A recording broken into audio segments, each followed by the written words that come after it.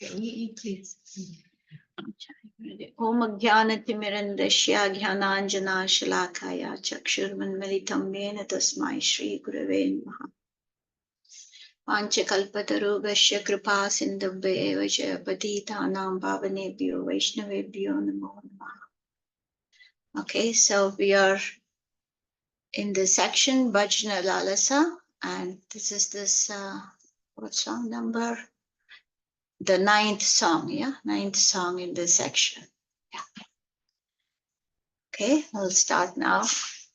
Hari He Sri Rupa Gosai Sri Guru Rupete Siksha Dhila Mora Khane Jana Mora Katha Namera Kangala Rati Pabe Nama Ghane. O Lord, Sri Rupa Gosai, in the form of Sri Guru, spoke these instructions into my ears. O beggar for the name, understand my words, and you will attain loving attachment for chanting the name. Krishna Nama Rupa Guna Sucharita Parama Yatane Kari Rasana Manase Karaha Niyoga Krama Vidhi Anusari. Engage your tongue and mind in chanting and remembering Krishna's names, forms, qualities, and pastimes with great care, following the gradual process of development. Okay, there is a commentary here in this verse. Krama Vidhi, the gradual process of development. This refers to the stages of Shravan Das, hearing, Varan Dasa, accepting, Smaran Das, meditating, Apan Das, attaining Swarup Siddhi, and Sampati Das, supreme fortune, Vastu Siddhi. That's it, right? Okay, we'll go back to the song now. Third verse, Braje Kari Vasa Raganugahana Smarana Kirtana Kara E Nikila Kala Karaha Yapana Upadesha Saradhara. Reside in Brajas, become a Raganuga and engage in remembrance and Kirtan. Spend all of your time in this way and cherish this as the essence of all instruction.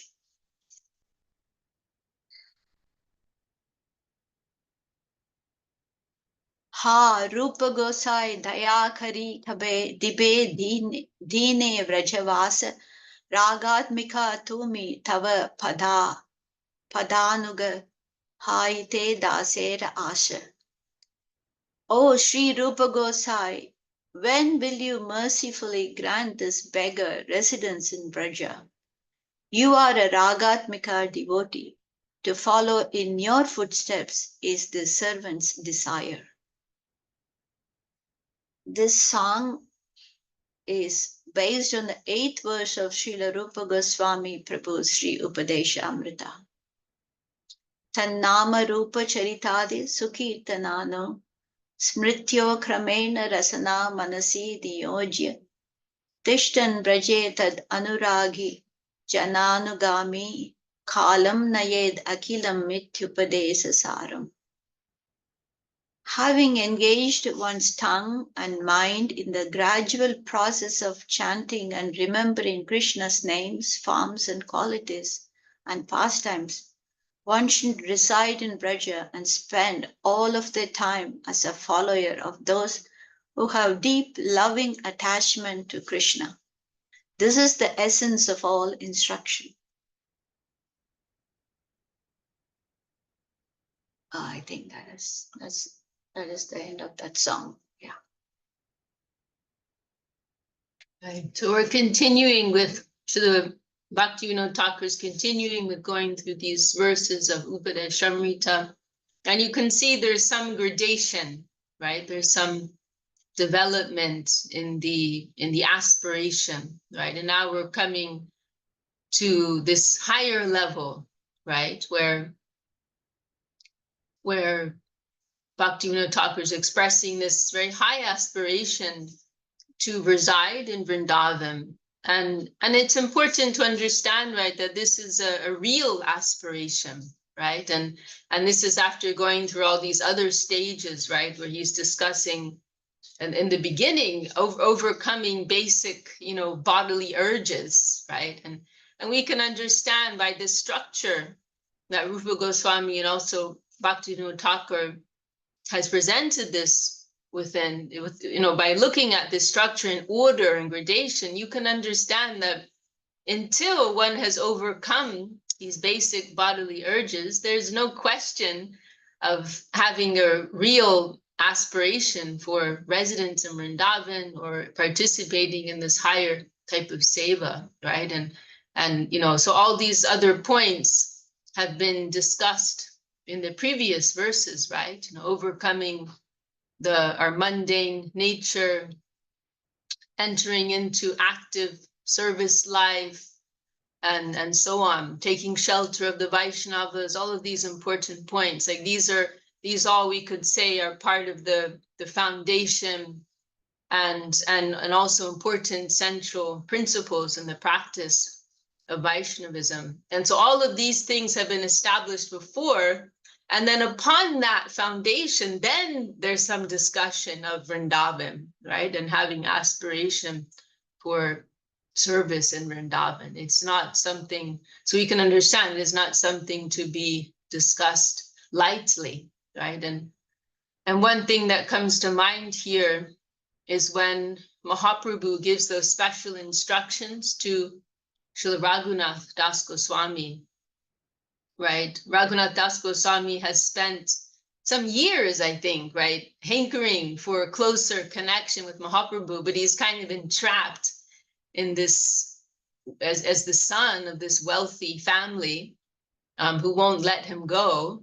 And it's quite an extended period of time, I think of at least a few years, where he's trying to get free, occasionally getting the opportunity to go and meet with Mahaprabhu, but then again having to come back, right? And then finally, right, after so much endeavor, and then finally, getting that key of the mercy of Nityananda Prabhu, and he's finally able to go and stay with Mahaprabhu in Puri, right? And Mahaprabhu puts him in the care of Sri Damodar. And then at a certain point, Raghunath is feeling the desire to have some personal instruction, right, from Mahaprabhu. And so this is conveyed to Mahaprabhu. And Mahaprabhu, of course, he first makes it clear, you're in the care of Sri Damodar. That's not anything less. Sri Damodar is more than myself, Mahaprabhu expresses. But he says, but if it is your desire, I will give you some direct instruction. And so those instructions that Mahaprabhu gives him at that time, they're very important for all Gaudiya Vaishnavas. And in those instructions, he meant they're recorded in Chaitanya Charitamrita. What is it? Balona Kaibe or Balona Paribe. Ramya Kata Nashunibe, Ramya Kata. It's mentioning Ramya Vartana Kohibe, mentions not to, to live a basic, live a simple life in this world, not to eat too well, not to dress too opulently. Then very key point, not to listen to mundane gossip and not to speak it either, too much worldly matters and gossip, not to engage in that. And mentions to be humble like a blade of grass. And then it also mentions to take the name, Nam, take the name. But then it also mentions there within one's mind to always serve Radha and Krishna, right? Radha Krishna Seva Manasa Koribe, something like that. Within one's mind, always to serve Radha and Krishna, right? And, we ourselves as humble practitioners, we may be reading this like, okay. Then it's like, what? How am I supposed to do that? How is that relevant, right? How is that relevant for me? And actually, someone asked Srila Sridhar Maharaj that question, like, is this appropriate for us? And Srila Sridhar Maharaj told him, he said, that instruction is for the Siddha devotees, means those who have reached a level of perfection. They've crossed the path, they've crossed the point of liberation, and they already have some substantial relationship with the Lord. And they are, and it, without question, they are free from any mundane attachment and so on, any touch of mundanity. And so Srila Sridhar Maharaj, he made that point that those and all of those instructions there, live simply, avoid mundane talks, engage in service of the name, live in a humble mood, and so on. Those are all for us, except for that one instruction to serve Radha Krishna, in Vrindavan. So we understand, right? This is ultimately the aspiration, right? And then when we receive Harinam, right? When we receive connection with Guru, we can say this is the seed that they are giving to us, right? That we have some connection with that, and that when our heart is in the proper condition, right, then that seed will sprout, right? That type of ideal has been extended to us, right? And when the conditions are right, then it can reveal itself, right, gradually. And so this is the aspiration of our gurus, right? This is the end of our line. And we keep that, right, as something worshipable above our head. And at present, we're not engaging with that aspiration in any way, but we know it is there. We could say it is part of our inheritance, but we're not ready. We are minors, right? We're not mature enough to receive that inheritance. Like a 2-year-old child may be given $1 million inheritance. Some grandparents, right, may pass away and may leave a $10 million inheritance when they come of age, right? Now they're just toddlers. They're not ready to receive that. But when they are mature, right, when they become adults, legal adults, then it is all there for them, right? So our situation is very similar to that our gurus have left this wealth for us. And they've also shown us the path by which it can be attained, right? But now we are immature, we are minors, we are not ready for that yet, but we know it is there, we know it is there. And so this is why it's important to practice and to approach this whole subject of spiritual life in a careful and systematic way, right? Otherwise, it is very easy to jump in and to equate the spiritual and the mundane to be the same thing. And then this is where Sahajiism comes in, right? It's imitationism. People can jump in, oh, Radha, Krishna, Vrindavan, and so on. And, oh, I'm going to go live in Vrindavan. I will swim in Radha Kund, right? And everything becomes very easy, right? Everything becomes very easy. But then you're actually deceiving yourself. You're deceiving yourself. And so if we carefully go through this Śaraṇāgati, this songbook, as we are trying to do, right? We're trying to go through this in a careful and attentive way, and we try to follow what Bhaktivinoda is giving us here, then we can be misled, right? If we see the careful way and the order in which she has presented everything, then we will be safe, and we will hold that proper regard for what this actually is, right? For what this actually is. And this is why, having the opportunity that we did to meet with Srila Govinda Maharaj in person, someone who we consider to have come from that higher plane is actually a member of that plane. We could witness, we could observe, how do they conduct themselves, right? Like, how does someone who's actually a member of that plane speak of these topics and approach these topics? What is their attitude? Right? And then we see how humble, how cautious, how careful they are, right? How they're feeling always, they are some distance from that, right? So we've had that great opportunity to have been able to witness that. What is the conduct of someone who's actually a genuine member of that plane, right? Not someone some, very, neophyte level, jumping into something far beyond them, but someone who's actually a member of that plane, to see how they are feeling that it is above them, right?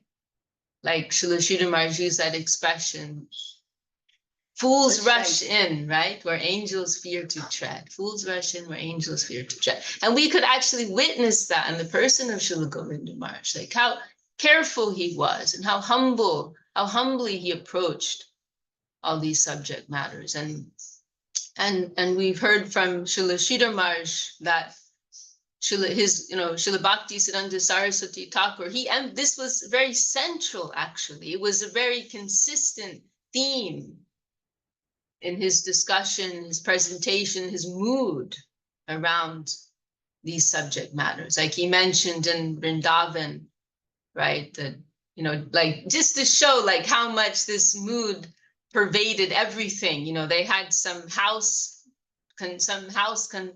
residence constructed. It was in Vrindavan, near to Lalita Kund, some area, not far from Govardhan, I believe, and Radha Kund. They had some residence constructed, 1 story, and Srila Sridhar Maharaj was there at that time, and Saraswati Thakur mentioned, oh, another story will be required, but we will not live there, right? You remember that?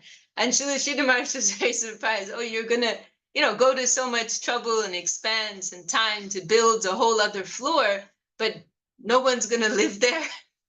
So Srila Sridhar Maharaj asked, then who will stay there? What will be the purpose? And Saraswati Thakur said, our gurus will live there.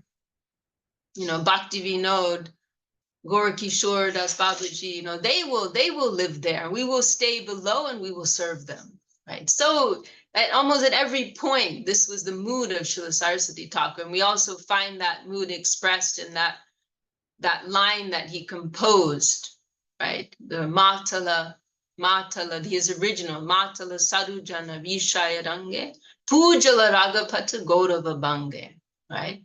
That we are on a lower level, we are doing puja, we are worshiping those of a higher level, right? We are understanding that if we can just keep that present in our consciousness at all times, we cannot be misled.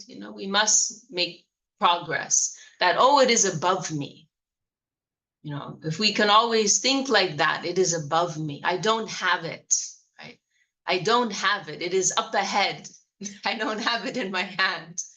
If we can always keep that, if we can maintain that consciousness, then we will be in a safe position always. Gurudev also, he expressed it in those words more or less once, that if we always have that mood of a student, right, and that we don't have it, it is beyond us. If we always maintain that mood, then we are safe. And another way to look at it is that if we are actually in touch with that thing, then we will automatically feel like that, right? If we feel the weight of what that substance actually is, then we will automatically feel, oh, it is above me, right? And the only time when we have to question ourselves is if we're not feeling that, right? Oh, then maybe I'm not in touch with the real thing. Because if we are in touch with the real thing, we cannot but feel our humble position. So we've come to this song, right, which is in this category. It's not exactly relevant to our current practical application and practice of Krishna consciousness, but it's helpful in understanding and forming in the formation of our conception of what is the ideal of Krishna consciousness, what is the ultimate end of our line, right? And we can appreciate this type of aspiration is what is living in the hearts of our gurus, and in a very genuine way, very deep way. This is the aspiration in their hearts. And, to reside in Braja, right, in every sense, right, not in a physical sense or mental sense, but wholeheartedly, with everything that comes along with it. What does it actually mean to live in Vrindavan, right? It means suicide squad. That is one way Srila Sridhar Maharaj said it.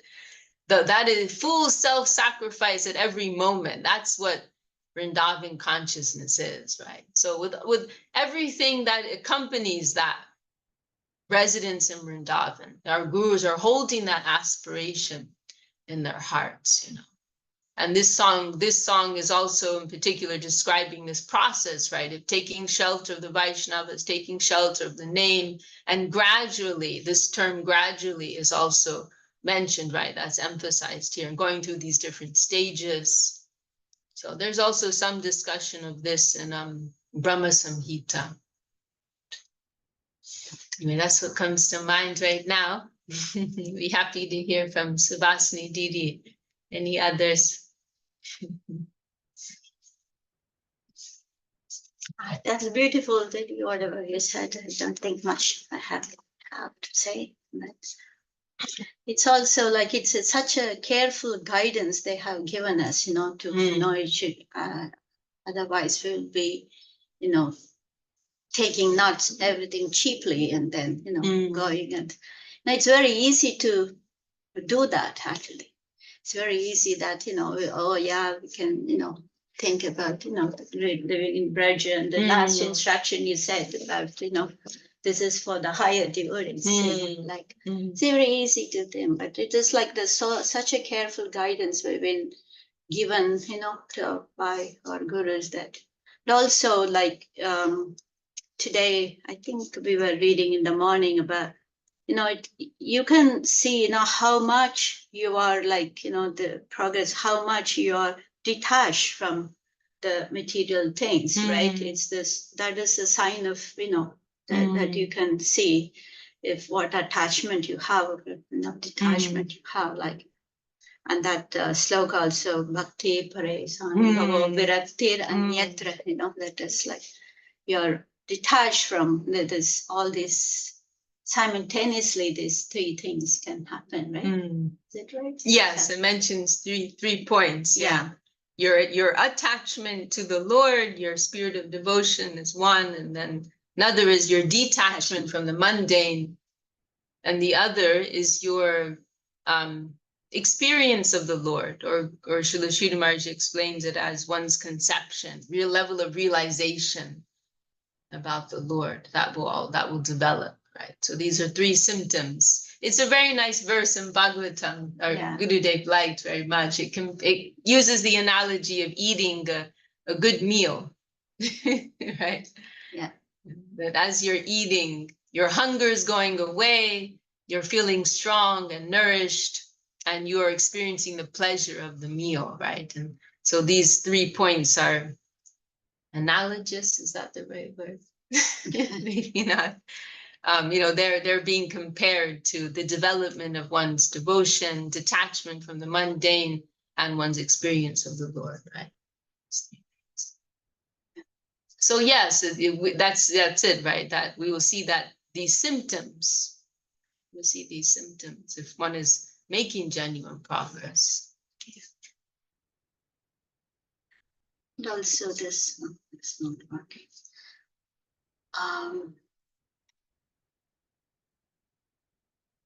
And also to follow someone who has deep, allowing attachment to Krishna, right? You know, we have to have, you know, we don't have it, but it's maybe to follow that, follow someone who has, that is also. And this is actually emphasized in the Sanskrit, this word anu, right? It is sometimes used to indicate following. And you see it's used twice there on anuragi. So ragi is referring to someone who has attachment, right? And so anuragi, like following such a person. And then again, it is mentioned, jananugami. So yes, that's a very key point here. That yes, and we will always think that, right? It is my guru's property, right? It is not my own, it is their property. That will be the feeling of a genuine, someone who is genuinely following this. They will all, at every stage, one will feel that, no matter how high, because one is approaching the infinite, right? So one who is approaching in an authentic way, you know, they will, it doesn't matter how high of a level you reached, right? But you always feel that. that they have it, my gurus have it, and I am serving them, right? I'm serving. You mentioned about that that time we spoke about a few weeks ago about the Professor Sanyal who told when will that stage will come where that's right, right. That it will be never come, right? That way, right.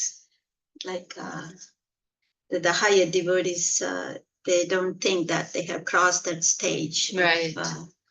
Anartha-nivritti. Right, right.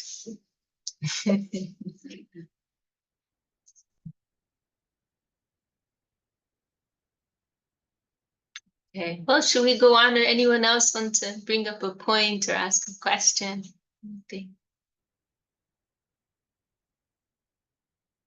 Okay, go on then. Okay. Okay, well, should we ask Ananda Krishna? Do you want to read this one? No. Okay. Well, they've all got their screens off, so I don't know if they want to. Giridhar Prabhu, do you want to? Yeah. No, I don't. I don't want to read. Thank you. Thanks for the offer. Not today. Okay. Okay. Okay, maybe I'll read this. Guru Dev, Boro Kripa Kori, Gora Vanamache, Goju Me Dia Chastana, Agya Dilo More E Braje Basi, Harinama Korugana. O Guru Dev, you have very mercifully given me a place in Sri Godruma Dweep amid the forests of Goda. Goda is the historical name for Bengal, but is now known as Bengal. And ordered me reside in this abode, which is non-different from Braja, and chant the Lord's name. I'm so sad right now because, now all these riots are going on in Bangladesh. And that was previously also a part of Goda, right? That was Goda Desh. That was East Bengal. East Bengal. Reside in this abode which is non-different from Braja, and chant the Lord's name. And this is Godruma Dweep. This is one of the 9 islands of Navadvip. And this was where Srila Bhaktivinoda Thakur spent his final days. And to this day, there is a murti that is being worshipped there, Bhaktivinoda Thakur, his deities, Gaur Gadadhar deities, and there's a charming little temple there. Many of you have come with us on Prikrama there. And Bhaktivinoda Thakur had this special attachment for that place. And actually, we mentioned this the other day, but this Śaraṇāgati, there's also a very strong personal element, right? Where Bhaktivinoda he's presenting this Siddhanta and, various points, but he's also describing his personal experience. And here in more of an explicit way, right? He's describing this personal experience, receiving this instruction, right? Which he carried out, right?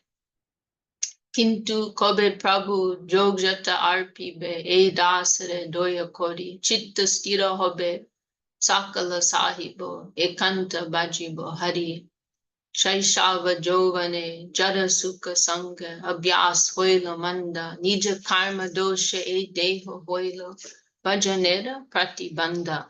Oh, I read through 2 there. But when, O Master, will you mercifully grant the servant the qualification to do so? Wow. So you've given me this instruction to reside here, but I also need you to give me the qualification to actually carry that out. Very interesting. This reminds me of I think it's Sanatana Goswami. I believe it's when the Sanatana Shiksha takes place, when Mahaprabhu gives Mahaprabhu for 2 months, he's instructing Sanatana Goswami. And with the idea that Sanatana will put these teachings, explanations in written form, right? And Mahaprabhu was giving all this time, 2 months, instructing him. And then at the end of it all, and Mahaprabhu was also telling him, to write books. And then Sanatan is, then at the end, Sanatan at a certain point, he says, oh, but please give me the mercy so that I can actually carry this out. Something like that. Do you remember that part? I'm trying to remember if it was Sanatan Goswami, or if it was in the case of another Vaishnava, but I believe it was Sanatan. And it really struck me because already the Lord has requested him to do this, and it's implied, right, that it's the Lord, he will be given the power to do it. The Lord has his will behind it, right? But still, the devotees, they have such a deep feeling of dependence upon the Lord, right? Like in this case also, he's saying, oh, my guru told me to go and stay in Gojumadi, but then he's like separately saying, okay, please give me the qualification, right? The devotees, they feel this unworthiness, right? They're feeling that it is above them, right? It should be assumed, if your guru is asking you to do this, then it should be assumed that he thinks you're qualified, right? But to such an extent, the devotee is feeling this dependence, right? Unqualified. Unqualified, yes, unqualified. The level of humility is so deep, right? So when will you give me the qualification to fulfill your instruction? Right? You asked me to do this, but please give me the capacity, give me the quality so I can actually do it properly. This self-doubting tendency, right? In a healthy way. We have to remember this is not based on some material feeling of low self-esteem, right? But this is part of their devotional mood, right? Their devotional heart is coming from a much deeper place. Then my heart will become steadfast, I will tolerate everything, and I will serve the Lord sincerely. In my childhood and youth, I was attached to material happiness and my habits were wicked. Now, because of my sins, this body has become an impediment to engagement and service. Now aged, oh wait, to the Bengali. Vardhake ekon pancha roge hata. Kemane baji bolo, Karya tomara charane, poriachi suvivala. Now aged, I am afflicted by various diseases. Tell me, how shall I serve? Crying incessantly, I have fallen at your feet, utterly overwhelmed. And we have commentary, Sridhar Maharaj here, pancha roge, by various diseases. This refers to a fivefold state of affliction, klesh. 1, avidya, ignorance of one's true identity as an eternal servant of Krishna. 2, asmita, identification with the mundane ego, mind, and body. 3, abhinivesh, absorption in mundane experience. 4, rag, obsession with mundane pleasures and their paraphernalia. And 5, dvesh, revulsion to dissatisfaction and its causes. Now this is interesting, right? Because if you say diseases, right, or affliction, right, if you say suffering, you normally think of, different experiences of suffering in this world, right? But from a higher perspective, real suffering is actually ignorance. This is the true conception of suffering, ignorance. Ignorance as to the nature of the true self, right? Ignorance in regards to our relationship with the Lord and so on. Right? This is true ignorance, to be under the influence of illusion, to be absorbed in non-reality, right? To be caught up into the illusory enjoyment of the senses, right? This is real suffering from the perspective of the Vaishnavas, those with, a real vision. That is real suffering, right? So we have to And this is what real spiritual life is about, right? Where every day we're re-examining what our understanding is of what Krishna consciousness is. Every day it should be something fresh and dynamic. What is our understanding of the nature of reality? This is a dynamic spiritual life where every day we're turning things upon their head. Right?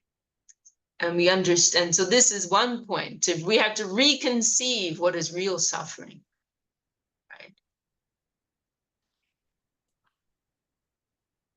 Srila Sridhar Maharshi mentioned that about Saraswati Thakur. This was one thing that he appreciated very much. He was always giving some fresh conception of Krishna consciousness, fresh angle, right? And so similarly, we want to try to proceed in this way. And if we're actually listening, we will be, right? If we're actually listening, then we will be questioning our own understanding, our own vision, right? It will be very dynamic. So we'll go back here. Alternately, pancha rog can refer to various forms of bodily diseases, such as diseases which impair one's ability to see, hear, smell, taste, and touch. So this is referring more to our conventional conception of what suffering is, right? Okay, Giri Thakur, did you want to say something? Oh yeah, actually, about the first and second verse. Oh, okay. As you were saying, like he gives him the instruction, reside in this abode. So it would be assumed that he has the qualification for it. Mm. And it says, oh, you mercifully gave me this place in Quadrimadri. So I was just thinking that like having a blessing or having the mercy of the Lord is commonly misunderstood because I guess of what we associate that with here on the earth plane. But he's saying in the second verse, as you said, when will you grant me this qualification? So to me, it almost seems like this questioning nature and feeling that you're bereft of it is the blessing, is the merciful glance of the Lord. So having the mercy, he's showing he got the mercy by saying, I'm not qualified. And usually you think, oh, he blessed me to do this, I can do it, right? That would be blessed, but he's kind of showing, oh, he doesn't think he can do it, even though he has the blessing. This was my thought on that when you were speaking. That's beautiful. I love that. I love that. That's wonderful. Thank you for sharing that, Giri Thakur.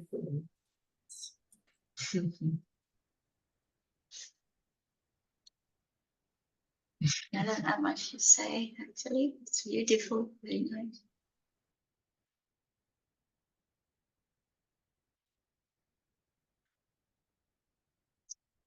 Actually, considering this point, like pancharoga, like usually, in the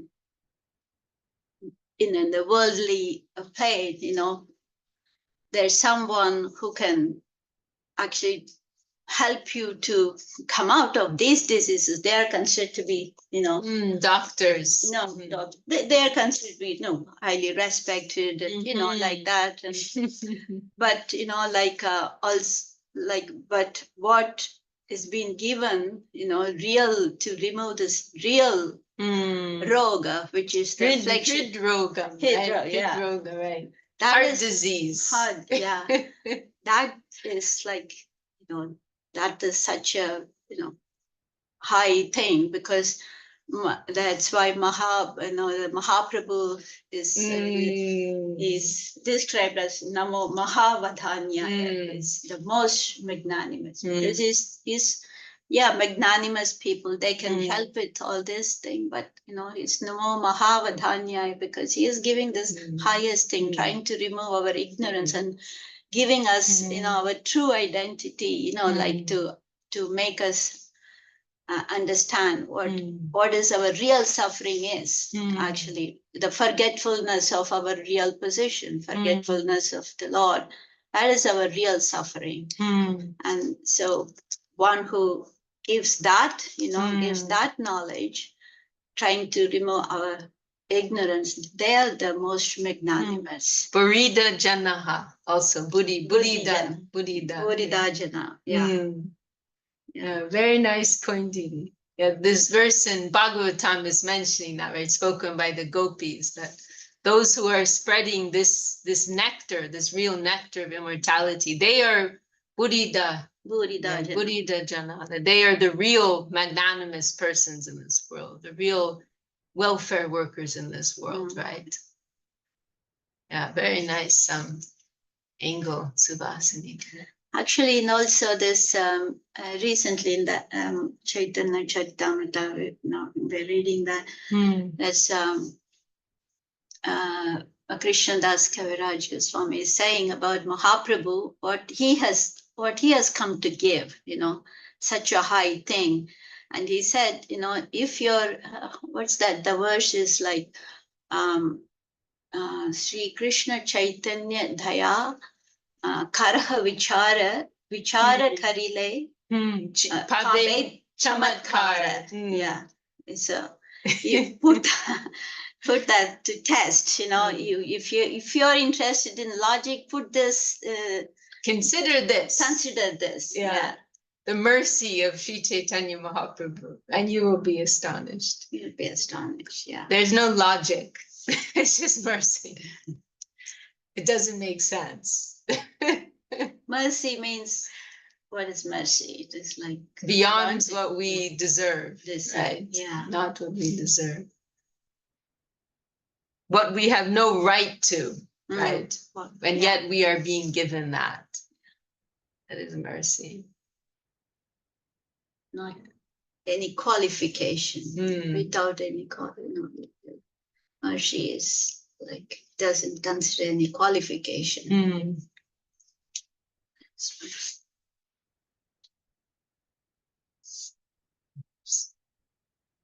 Well, maybe we have time, for 10 minutes. 10 minutes. Yeah, can go through one more verse.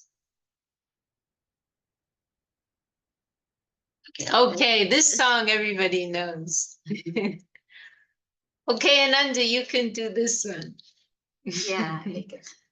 Okay, I can do this.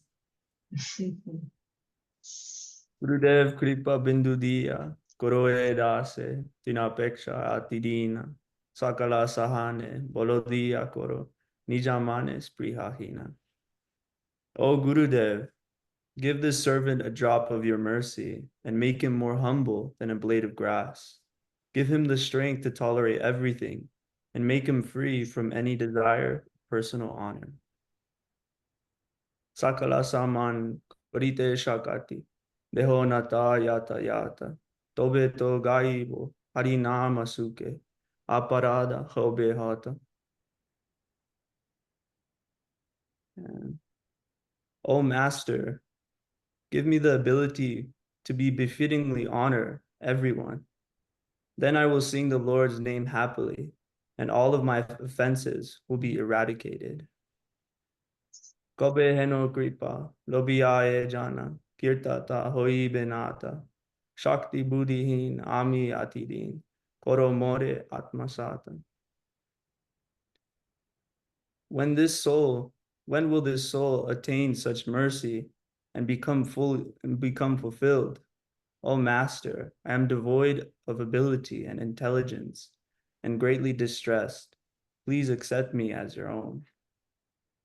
Yogyata vichare kichu nahi pai, tomara karuna sara, karuna na haile, kariya, prana na rakibo ara.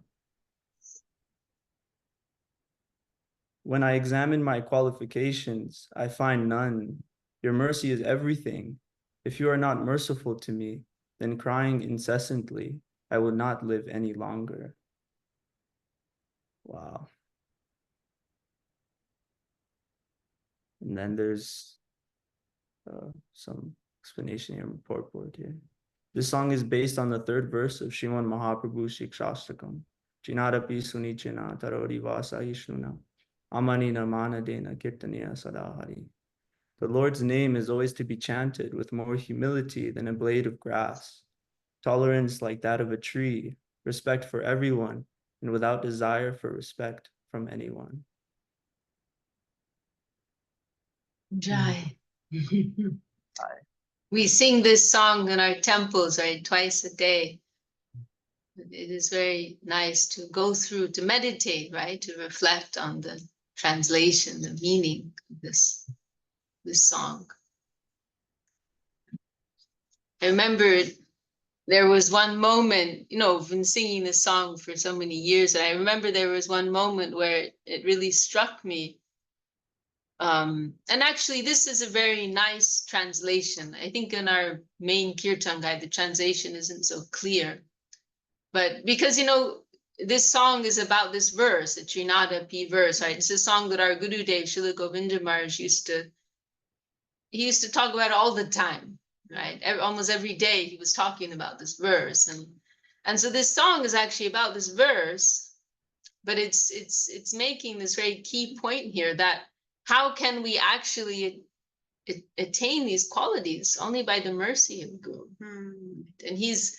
And it's very it gives also like a practical way forward too, because there'll be many moments in our lives when we feel, oh, I'm struggling. How can I be humble in this situation? How can I tolerate?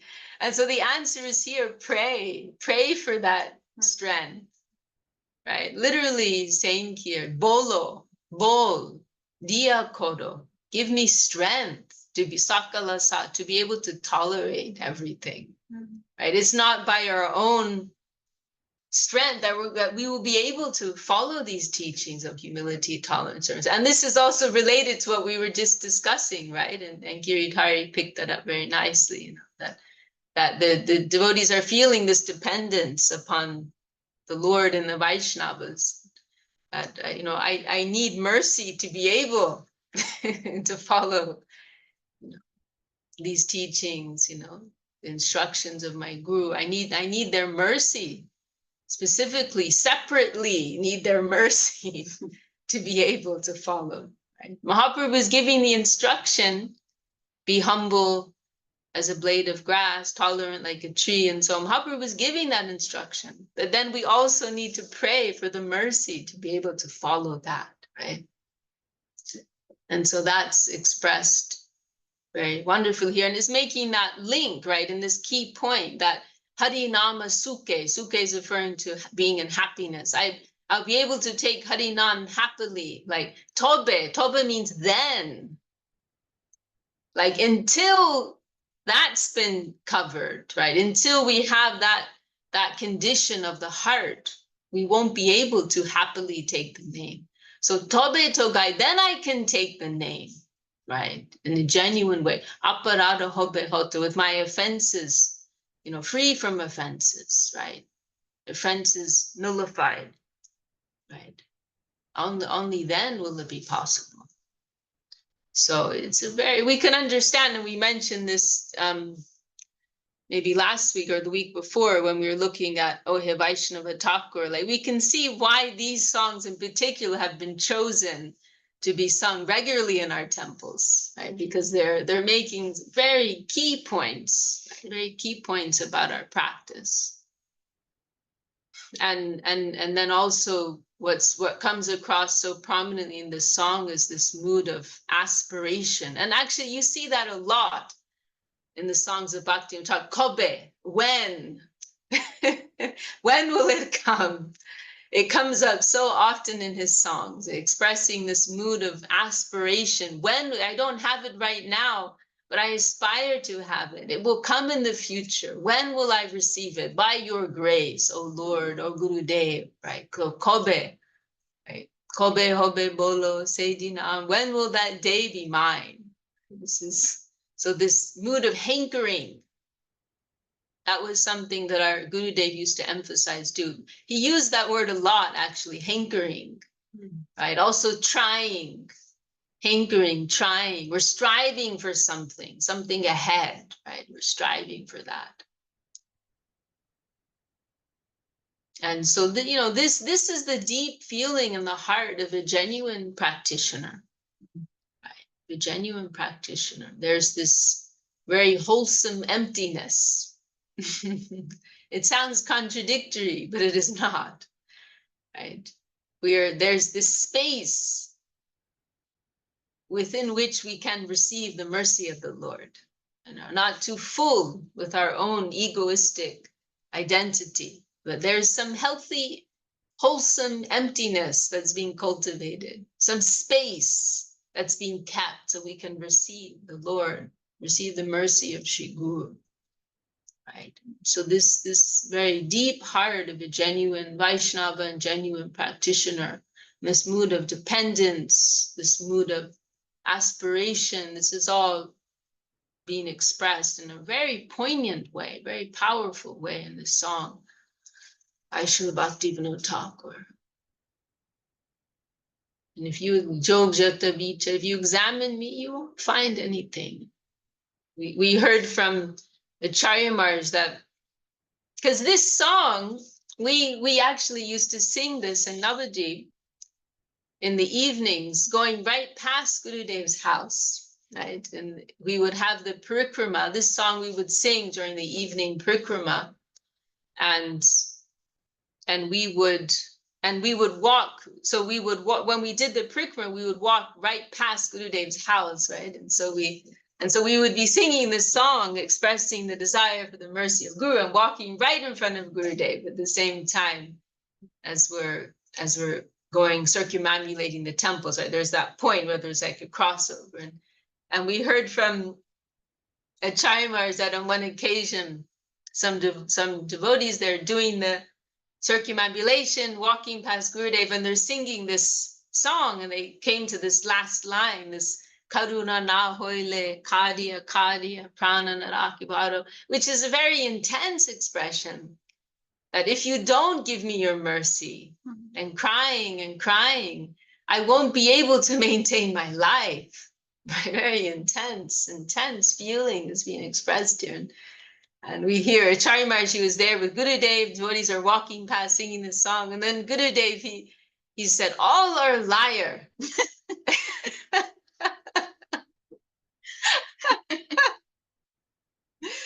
He said, all are liar, in his humorous way, And I remember that sometimes, right? Gurudev wants us to think, right? Like, we don't just want to be Vaishnavas in dress only, but we really want to think, what does it mean to have this kind of deep heart, this deep feeling in our practice of Krishna consciousness? What Bhaktivinoda Thakur is expressing here is not just poetic expression or some sentiment, but this is a very deep feeling that is coming from his heart, right? And so we may not have that at present, but we want to at least really meditate on that, worship that mood, right? And, for one who's really connected with the substance, they will feel this deep hankering within their heart, right? Deep necessity it isn't just, as I said, it's not just nice poetry. Oh, I cannot live without, like in modern love songs, I can't live without you, right? So what's being expressed here is a very deep feeling, right? And we want to meditate on that, reflect on that, worship those who have that mood, right? And aspire to have such deep feeling of necessity that, oh, I cannot live without this. Like, genuinely, I cannot live without this.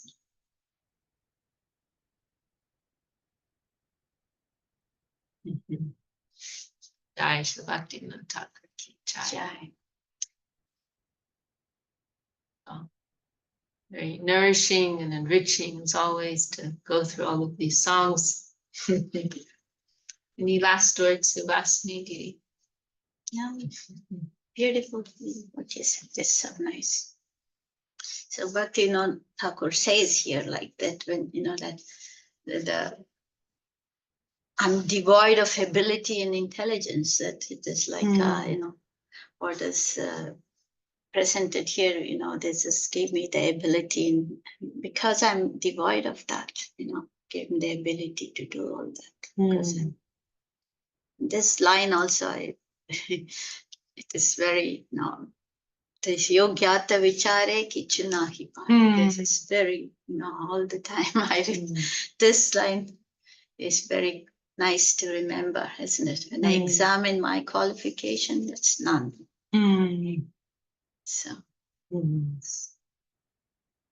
so your mercy is everything. So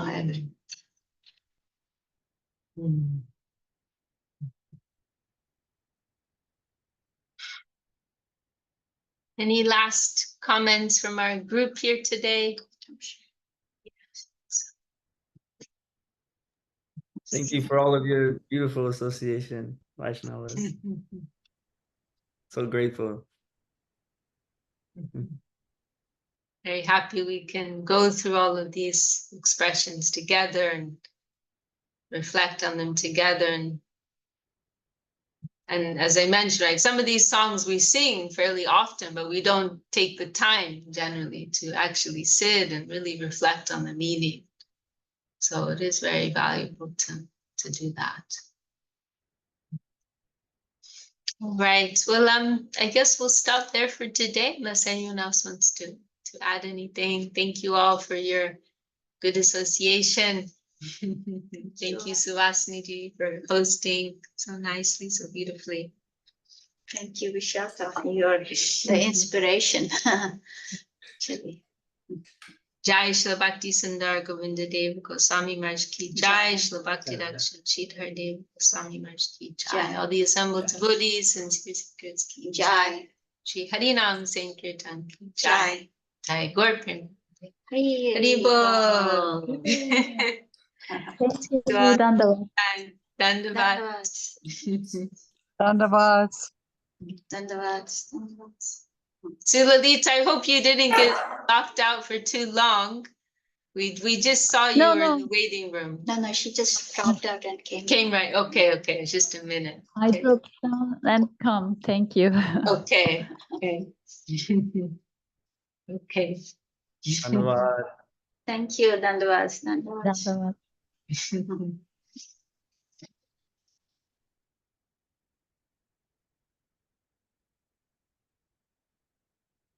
So nice to come through.